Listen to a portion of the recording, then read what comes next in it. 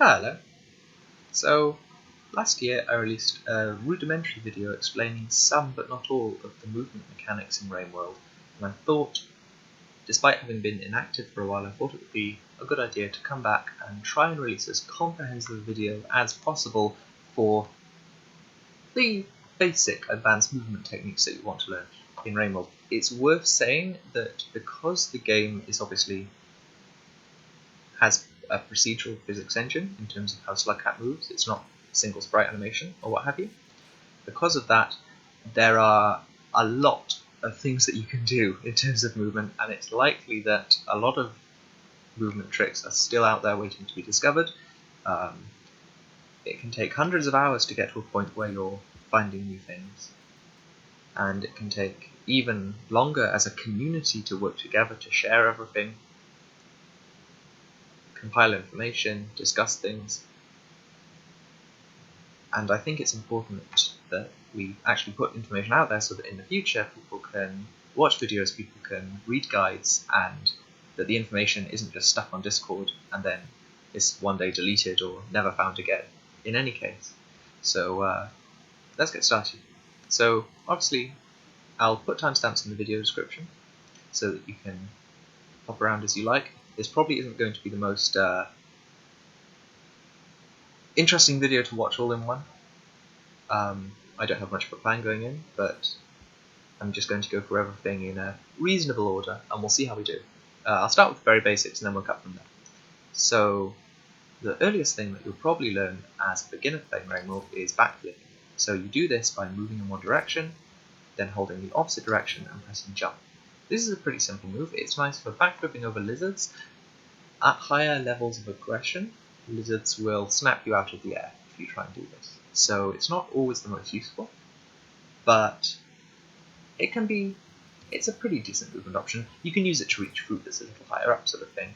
It's not very useful for reaching higher platforms because you turn upside down as you do it, so you can't really grab ledges.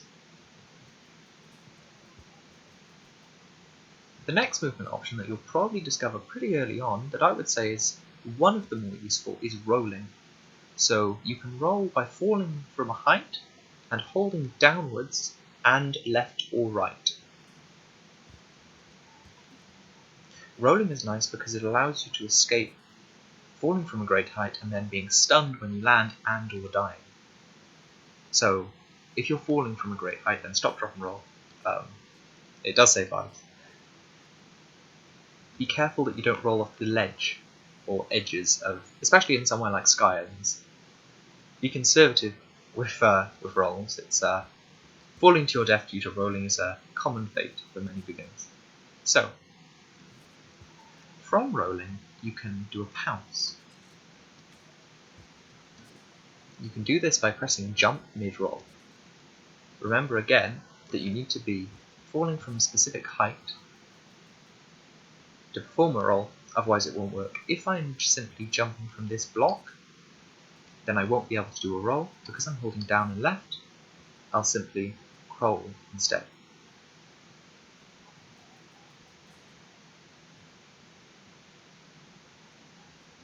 So again, falling from a great height, hold down and roll. This is especially useful in parts of the game like the wall, where you're especially coming downwards, where you're falling very vertically, you want to avoid being stunned and picked up by blue lizards.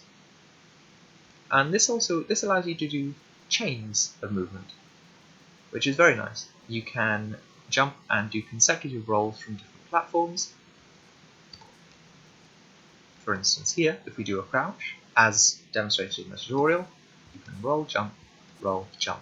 Now, there are different heights, or there are different arcs that your roll can take. If you jump instantly, you will do a smaller arc, and the longer you wait through your rolls, the higher the arc will be. I'll go down here to do this. So there's a higher arc. Now, you can actually chain multiple rolls together if you wait till the very last roll and then press jump. A lot of things in RainWorld, I would say, because of the way that Slugcat works, are very timing based, and you do have to get used to them on your own. Often having an idea of when you should be pressing buttons is good, but there are pretty big windows for missed inputs, and so it's definitely worth trying these things out for yourself. Now, as I was showing you just then, you can combine backflipping and rolling to backflip and then roll any way you like. So you can backflip, hold down roll, and then jump. And you can obviously roll again then. You can also backflip and roll in the direction that you were heading originally before you backflipped, which is very, very useful. I would say if you want a decent movement option early on in the game, I'll apologise by the way, I've been away from the game for about 3 months, and so my movement is a little rusty. You can backflip and hold in the direction that you were going before you backflipped, and this is a pretty decent way to get across the map, especially in places like farm arrays where there are large gaps to cover. Having to sit down or crouch, charge up a pounce, and then leap can take time, and once you're in the mindset, you can use this to cover a lot of spaces like that, or in chimney canopy sky islands. Very useful, especially when you're being chased.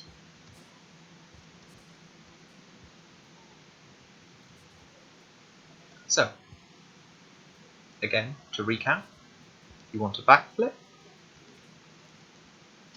hold down and a direction, and then press jump mid-roll. If you wait, you'll come out of your roll crouching if you're holding down,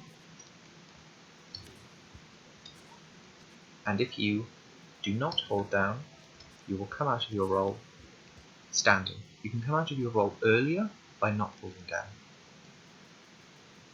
So perhaps the next thing we should look at is sliding. Now sliding, I would say, is perhaps the most important movement option that you have in Rainbow. It's also pretty timing based, pretty tight input window. It can take a couple of playthroughs to get it down to a point where you can use it when you're being chased by stuff. So definitely worth starting as soon as possible. So most people will discover this in their first playthrough or second. The way you do this is by running and pressing down and jump. That's it. Like that.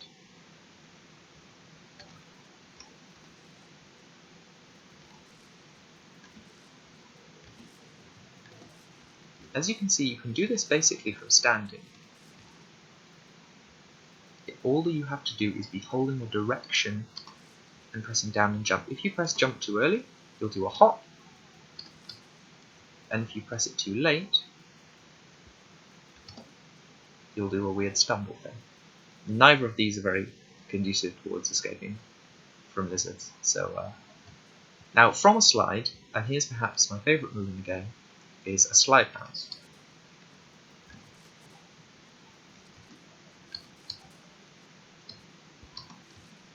Now to do a slide pounce, you want to jump, and it's always it's slightly earlier than you would initially expect. You want to jump at the beginning of your slide. Now, this took me a very long time to get. If you press it too late, you'll do a weird hop, and if you press it too early, you'll stumble again. It will take quite a while to get muscle memory for this down, but once you've got it, you'll very rarely mess up.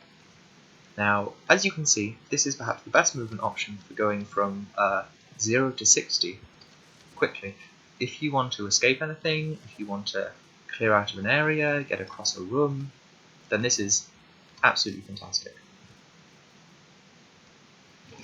Compared with rolling, the pounce that you get gives you less height, but more vertical horizontal distance. So I would say to compare these two, you'll want to use this to cover large gaps without slowing down, although remember that the initial backflip does obviously detract from the time that you could be moving forward. So just to recap these two moves, which I would say are the fundamental two advanced moves that you'll want to be using in your game. Backflip. If you want to do a very tight backflip, then be sure to immediately after backflipping hold down and forward So down and forward. So you can see that mid backflip I'm already moving in the direction that I want to roll. So you can do that. You can do this backwards, and it's perhaps the simplest way to start. Slide pouncing again, down and jump. Jump, jump. You want to jump twice, obviously. Once for the slide and once for the jump, for the pounce. Now, in 1.5, the most recent update, the property of, or the ability to pounce after a pounce, or to roll after a pounce was added. So,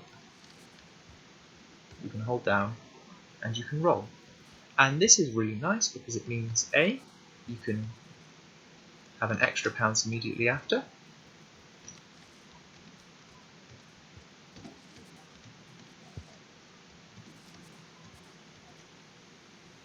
or you can hold down and have a longer roll.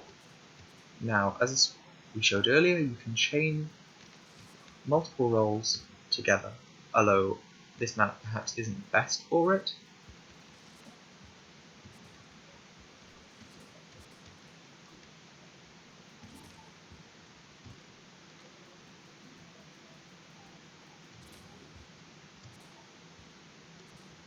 So, in a larger space, at the start of Shaded Citadel, on the bridge between Skylands and Chimney Canopy, you could do a slide pounce to a roll and then chain that into another roll, and so on.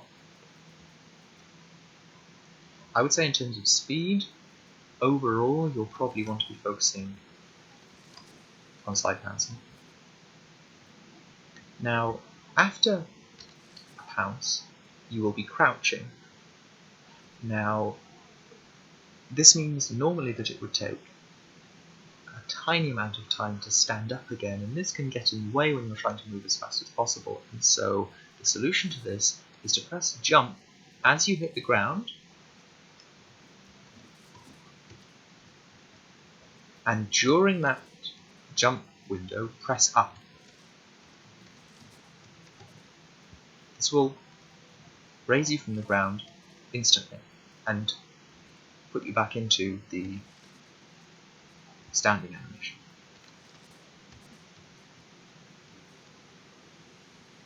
Obviously, a lot of the time you'll want to be standing upright to cross over obstacles, jump over bridges, deal with lizards, get into pipes, and so that can be pretty useful. The next thing we'll cover is rock boosting. Now, for some reason in this game, when you throw a rock, you move forwards very slightly.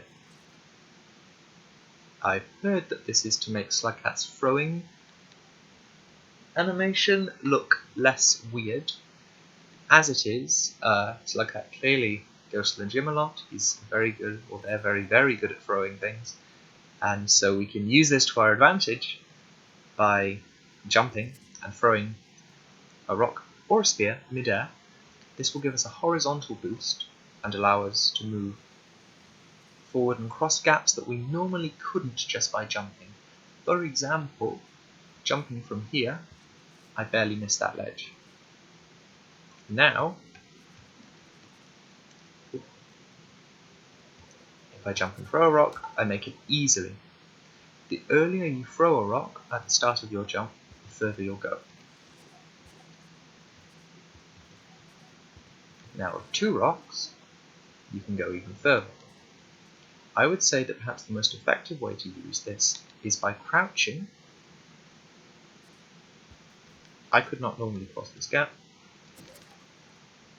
Now I can almost reach this ledge. I think with 2 rocks I could reach here from the left. So especially, I would say, this is why it is always useful to have a rock, or a spear, or anything. If you want to suddenly cross a gap, or gain more height, you can travel pretty far, and this is very useful for not getting stuck in situations where you're getting chased. So as established, you can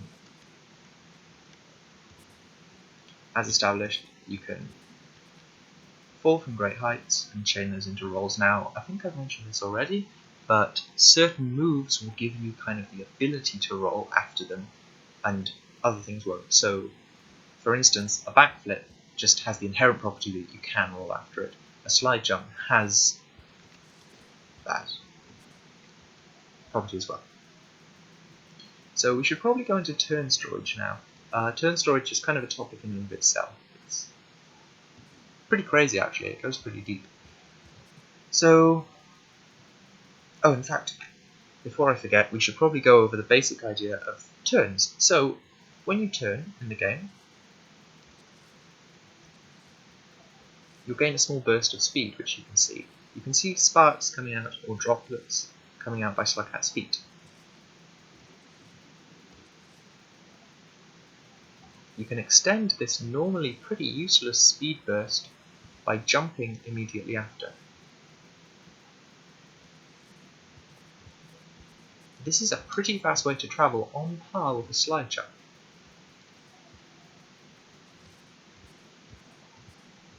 The better you time your jumps, the further you can travel like this. See there? I travelled a shorter distance because I wasn't pressing jump in the right sequence. There as well. That's useful in very specific situations where you want to turn around or also cross large spaces. Really, I would say that a lot of the movement options in this game are down to personal preference. Sure, if you're speedrunning, you can probably save a couple of microseconds doing one thing better than another way, but in any case. So this is very useful. As you can see, you can cover that entire space pretty quickly. You can also use this to cross large gaps on platforms. So going up here again, and going to this platform here,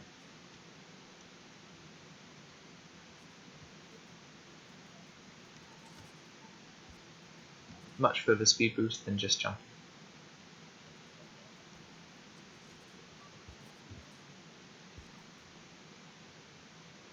So,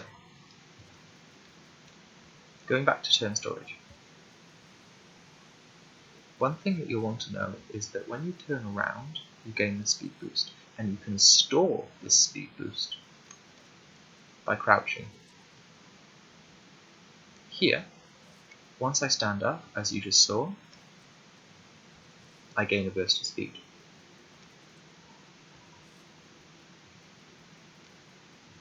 Although this doesn't seem particularly interesting at first, there's a lot that you can do with this. Firstly, hold up and jump while crouching after storing a turn, and you will perform a backflip.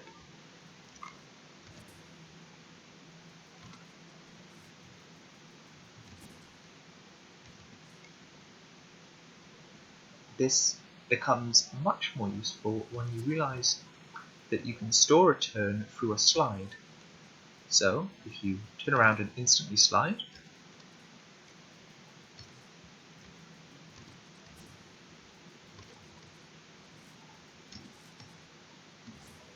you can perform a backflip afterwards.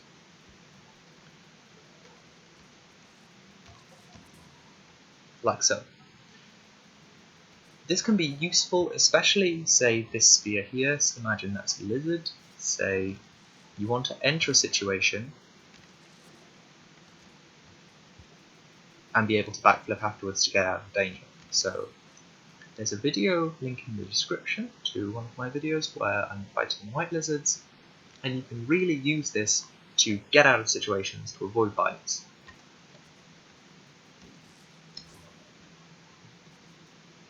It's the kind of thing that you'll end up instinctively turning around before you slide into a situation.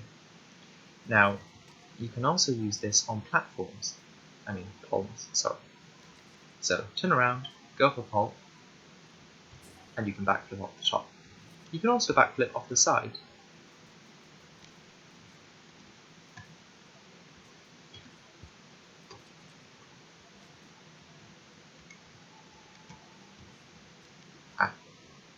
It's perhaps better illustrated by going from the platform. So let's say here, we slide off, and then we can perform a backflip.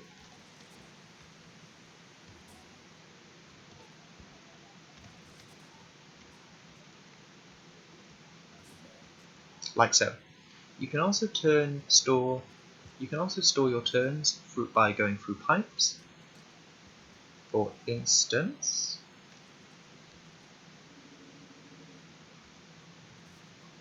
you can see there I got a small burst of speed as I came out the pipe. You can take it through rooms as well. Unsure if this is an intended mechanic or if it's just some result of the physics being the way it is. This has actually existed in the game since some of the earliest alpha builds. You can go back into the alphas,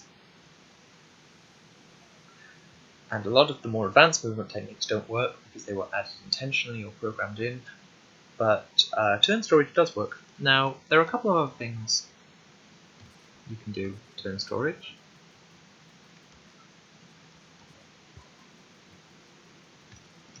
Firstly, we should talk about another move which is called Slideflipping. Now, again, the names, I promise, are mostly to distinguish them from each other because there are a lot of different moves in Rainbow. So, Slideflipping is essentially sliding and holding backwards.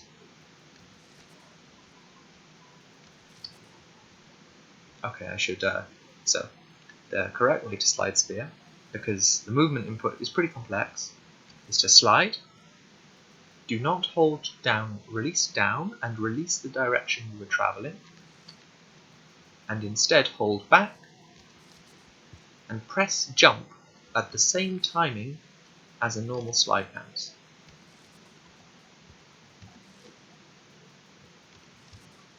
You can see if you mess this up, you'll do a slide bounce in a weird direction. Again, I have a video linked in the description which shows examples of using this against lizards. Unlike backflipping, which is unsafe against more aggressive lizards, this move is actually very useful for getting over the heads of lizards. You can also, okay, so before I get ahead of myself,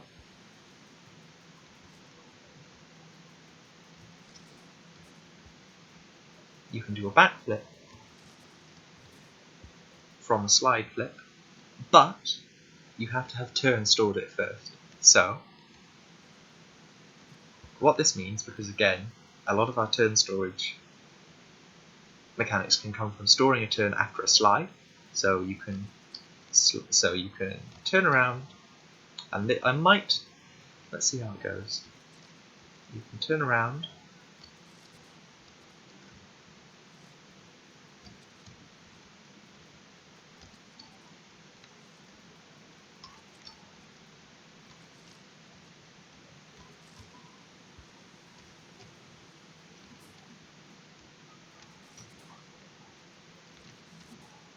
oh dear, we'll have to come back to that one. I do have GIFs in a movement guide, which I will also link, which show the extended applications very well. Basically what you'll want to be doing is doing a turnaround slide, turning that into a slide boost, and then you can actually get backflips or a really nice bounce out of it. I might actually be holding the inputs wrong. So yeah, we'll have to come back to that one. But slide flipping itself as a move in isolation is pretty useful. Oh, actually, that's something I forgot to mention. If you slide flip near an object, you'll pick it up. No idea why, but it's a feature. So we should talk about spears, or indeed objects in general. You can backflip and throw downwards. Now, when you throw downwards, to do this, you have to A, not be holding a direction when you press throw. So at the apex of your jump, you want to release left and right, hold down and press throw. So this can take a while.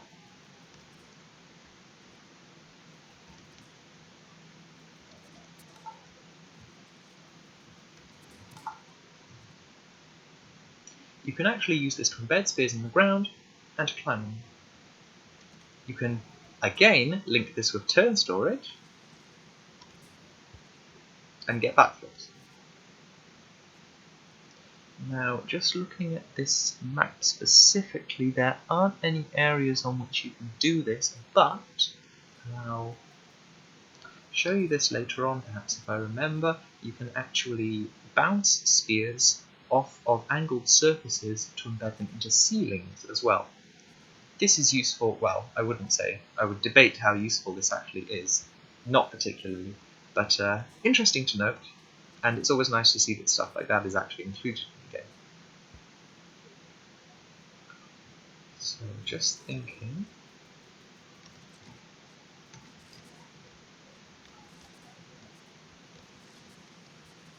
There we go. So, what I was trying to say earlier about slide flipping was that when you turn store, there we go. When you use turn storage and you slide flip, you can afterwards convert that into a bounce, as you saw, which is pretty daft. It's pretty fun.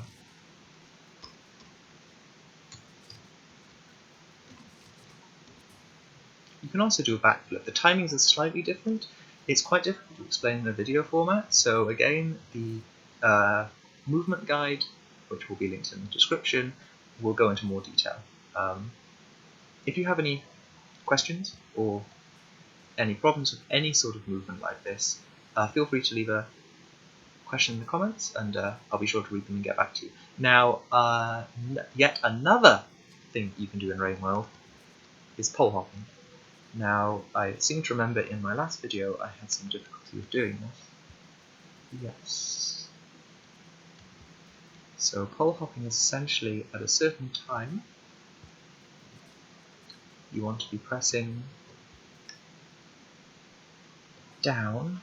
Oh, sorry, you want to be pressing jump. I think I'm pressing a little too soon. Yes, I am.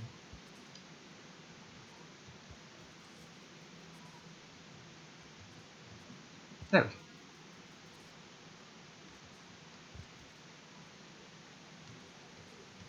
There we go.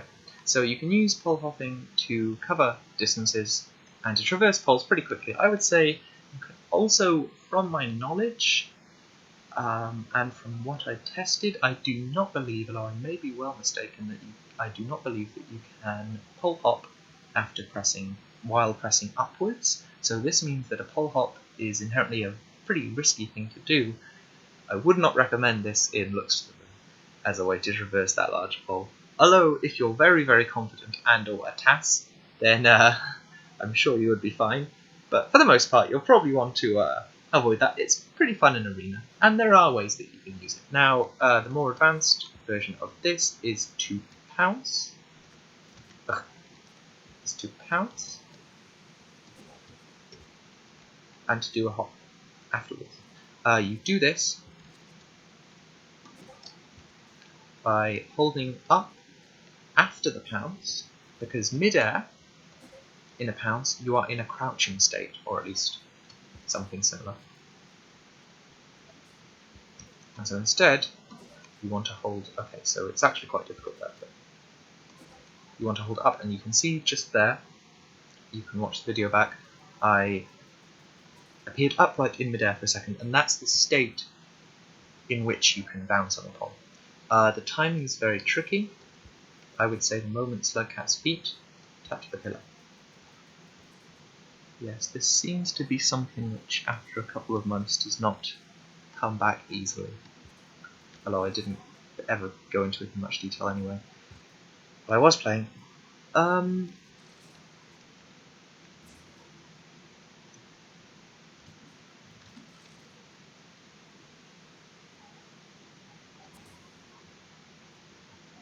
These sorts of things are definitely worth playing around with in Rainworld. I will say that the most useful, or the best way to learn movement is to play the game, because so much of the game is not flat, and it's not a sterile environment in which you can practice things, and you'll probably want to learn to do things under pressure, to learn, oh, every time I pass through this room, I can use this specific technique to do it much faster, or to avoid this sort of dangerous situation.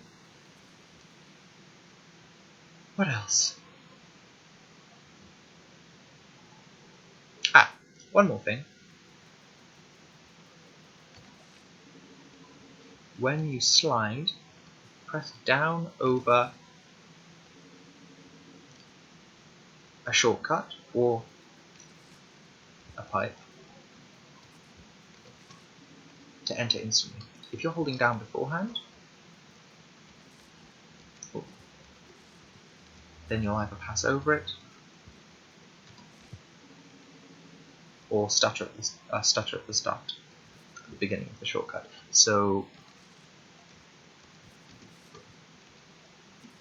it can be pretty useful. There are some spaces where you want to get out of this room as quickly as possible, and so sliding, holding down, is a pretty nifty movement trick. As for poles, moving on poles, pressing upwards will give you a boost, which is a really nice addition from the update. Unfortunately, this boost has a cooldown, so it's meant to be used as a very rudimentary get-off sort of option. Now, recently, and because I've been away from the game, I haven't had a chance to look into this myself, but recently I believe a member of the Chinese Rainworld community on a different app from Discord found a way to travel up poles using the boost without having the slowdown end lag afterwards. If you want more information about a couple of things which have been discovered since I've been away, I would recommend joining the Rainworld Discord, checking out the Speedruns channel, and checking out the pinned messages in there, because there are some really interesting GIFs of some pretty advanced stuff, which is very situational, albeit, and very sort of speedrun oriented, but really, really interesting stuff. Definitely worth a look at. The classic example of using boosts is that you can jump out of a boost, and so starting from the bottom here, say you can travel up, and okay, it's pretty difficult on this because there's that pipe in the way. Oh, you can do that sort of thing, and you can chain that together. If this pole had walls on either side, then you could wall jump off. You could boost wall jump off one side, and because when you jump onto a pole, you hold the pole the opposite way from which you jumped. So jumping from this side, I appear on the right. So because of that, it's easier to wall jump off the side that you're on, and then just do it again. So sort of do a zigzag up the pole. If that doesn't make too much sense, then there is actually a GIF and a short, brief, slightly more coherent text explanation in one of the movement guides, which I'll link in the video description below. Now, there are a couple of things in Rainworld to do with combat specifically. In fact, I would say that combat is a pretty multifaceted aspect of the game, so definitely a video in itself. Sadly, when I moved to my new laptop, I lost all of my GIFs, all of my Rainworld save data, all of my beta builds, but that's okay. So, lizards.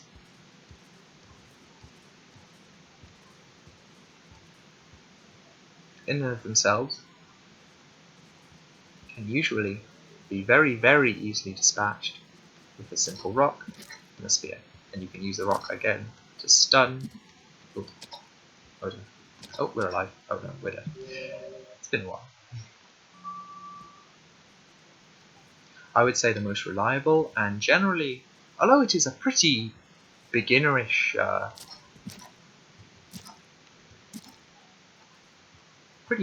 thing to do, having a rock and a spear to hand never hurts. It's a very reliable way to get kills.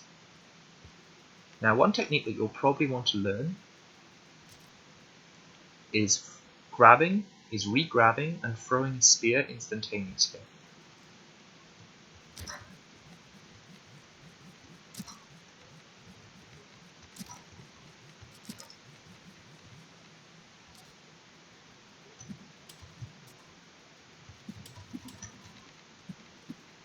Like so.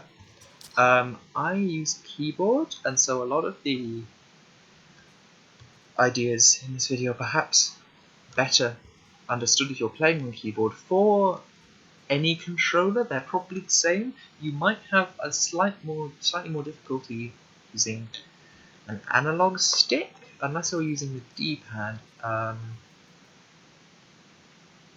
But I have Z for grab and X for throw. And so if I want to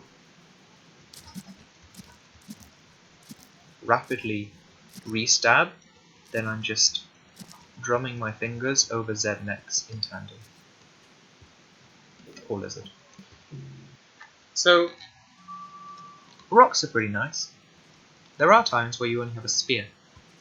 For that,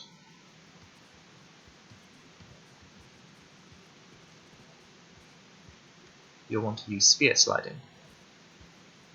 Now, spear sliding is sliding into a lizard and stabbing them.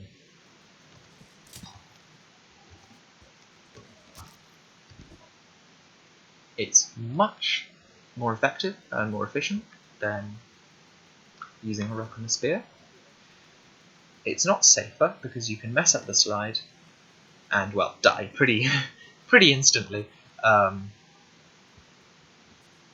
generally speaking, it will also hit the lizard in the head, which will kill them much faster than using a spear. You can usually do it in 1 or 2 hits compared to, well, a good couple. Now, obviously this does have some risks. If you do it, oh, okay, that's fine. You can see there. Oh, you can see there. I stored a turn and backflip. Another thing just worth noting in terms of combat is that when you're bitten by a lizard, you do have a very small amount of, I would say, grace time in which you can still throw a spear or a rock. So and I believe for purple lizards, the chance of a bite killing you is 1 in 12 or 1 in 6. But in any case, it's not being bitten by a lizard is not always the worst thing, because by throwing a spear when you're bitten, you will almost always actually stab the lizard. So it can be a risky but effective way to get a stab in, and it's not the end of the world. So always have a spear and never give up.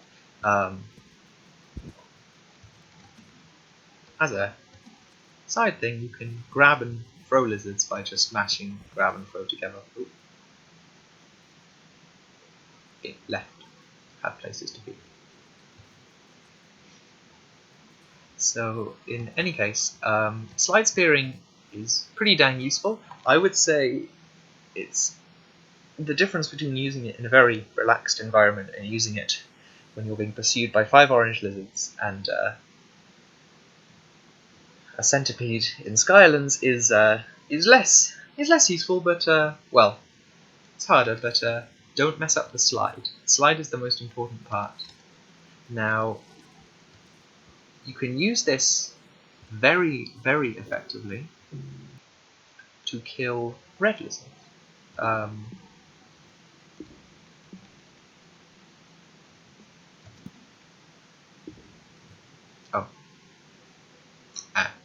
Well, in any case, red lizards are normally pretty fearsome enemies. You can dispatch them, although it does take quite a few tries with spears. The best way to use slide spearing in-game, where you do not have infinite retries, would be using explosive spears. The Line Mine, very good Japanese Rainbow player and speedrunner, uploaded a video of them killing a red lizard in-game with explosive spears using slide spearing, which is probably the best way to do it. You can kill a red lizard with a single spear by using slide spearing, which I shall also link a video in the description of, but I would not recommend using it in-game because it takes quite a while to get down, and you're relying on the spear not getting dislodged and falling at the right angle and not grabbing onto the pole, and especially in-game it's so situational that these things are actually doable.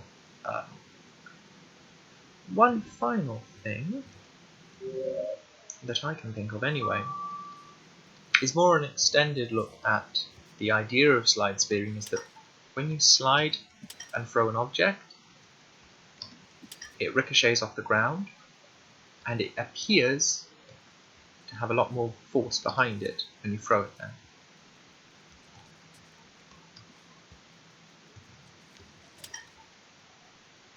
That is, from what I can see, that is the idea behind slide spearing, although I also feel like when you do slide spear, it is the you're actually throwing the spear past the sort of the armored head sort of hurt box of the lizard, and you're actually just hitting the head itself because you're sort of, for a second, you're kind of inside the lizard's head. That's about it, as far as I can see. Again, I'll put timestamps in the video description, so please do jump around. If you have watched this entire thing without flinching, then very well done to you. Thanks for watching. I hope this was useful. Please do check out the links, and have a good day.